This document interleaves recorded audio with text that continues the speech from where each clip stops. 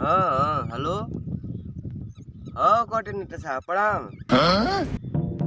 हाँ का हाल चाल बा? ठीक बा ना? हाँ कौन ची हो? हाँ ओ एफएम बदला था? ओह नो रुको रुको रुको मनो को भाग के बताइए। हाँ हाँ ठीक है एकदम।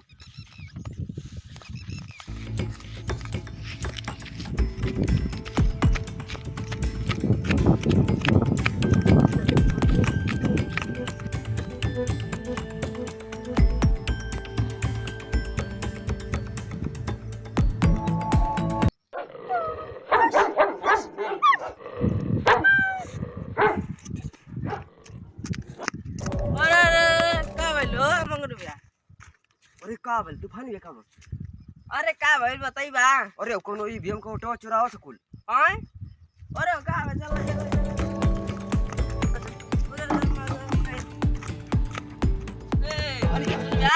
जा जल्दी। का मिला हो?